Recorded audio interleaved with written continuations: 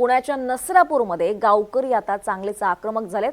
या गावात भीमराव कांबळे नावाच्या एका 75 वर्षीय माणसानं 4 वर्षे चिमुरडीवर अत्याचार केलेत आणि तिची निर्घृणपणे हत्या केली आहे। आणि इतकंच नाही तर या नराधमानं तिचा मृतदेह शेणाच्या ढिगाऱ्याखाली झाकून ठेवला। आरोपीला कठोरात कठोर शिक्षा देण्याची मागणी गावकरी करतात। आज नसरापूरच्या संतप्त गावकऱ्यांनी निषेध मोर्चा काढला होता आणि त्याचबरोबर संपूर्ण गाव कडकडीत बंद ठेवण्यात आलेला आहे।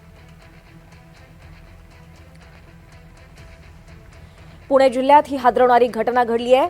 एका 4 वर्षाची मुकलीवर अत्याचार करून तिला संपवलंय। या घटनेमुळे परिसरात प्रचंड संतापाचं वातावरण, अतिशय हादरवणारी ही घटना आहे।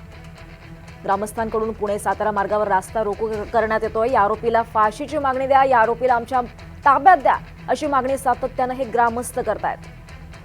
भोरमधल्या नसरापूर गावात ही संतापजनक आणि हादरवणारी घटना घडली आहे। या 4 वर्षाची मुकलीवर अत्याचार करत दगडानं ठेचून तिची हत्या करण्यात आली आहे। 65 वर्षीय नराधमानं हे काळं कृत्य केलंय।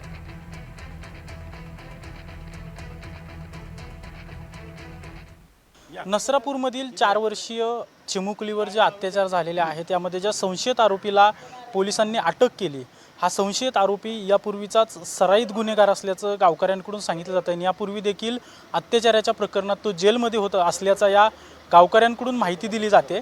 माझ्यासोबत हे सगळे ग्रामस्थ आहेत। काय काय याच्यावर अगोदर गुन्हे दाखल होते आणि काय काय यापूर्वी त्यांनी उद्योग केलेले आहेत? त्याच्यावरती पहिल्यांदा 2 गुन्हे दाखल आहेत। एक त्याच्या भावाच्या मुलीवरती बलात्कार केला होता। हां, त्या बलात्कारामध्ये तो आतमध्ये जेलमध्ये होता। 4 किती वर्ष जेल? 4 वर्ष जेलमध्ये होता तो। त्याच्यानंतर त्याने एका आजीवरती पण अन्याय केला होता 60 वर्षाची। हां, त्यावेळेस पण जेलमध्ये होता। 1-2 वर्ष जेलमध्ये होता तो।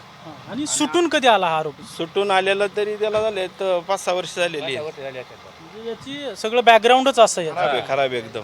आणि आता या मुलीवरती असं केलं त्यांनी, ते एकदम म्हणजे सगळ्यांना काळीच करपवून जाण्यासारखी गोष्ट झालेली आहे सगळी। पण सकाळपासून ज्या ज्या लोकांना तुमच्या देखील डोळ्याला पाणी आलंय, खरंच ही खूप दुःखद घटना, एकदम बेकार झालेलं आहे ते। कुणाचंही लेकरू असू द्या, असा अन्याय झाला नाही पाहिजे। त्या वेळेमध्ये आत्ता 2 वर्षापूर्वी ऐका बलात्कार झाला होता। 3 वर्षाचंच लेकरू होतं ते पण, ते आतमध्ये टाकलं, तुम्हाला माहिती आहे ना। त्याला फाशी झाली का? त्याला पण सोडलं सरकारने। नक्कीच आपण पाहतोय की हे सगळे ग्रामस्थ आक्रमक आहेत आणि प्रत्येक ग्रामस्थाची मागणी आहे की या संशयित आरोपीला फाशीची शिक्षा झाली पाहिजे। पोलीस दल देखील या सगळ्या प्रकरणाचा तपास करतात। मात्र ग्रामस्थांकडून जी माहिती दिली जाते की जो आरोपी आहे, या सगळ्या संशयित आरोपी आहे या प्रकरणातला, त्याच्यावर यापूर्वी देखील अत्याचाराचे गुन्हे दाखल होते।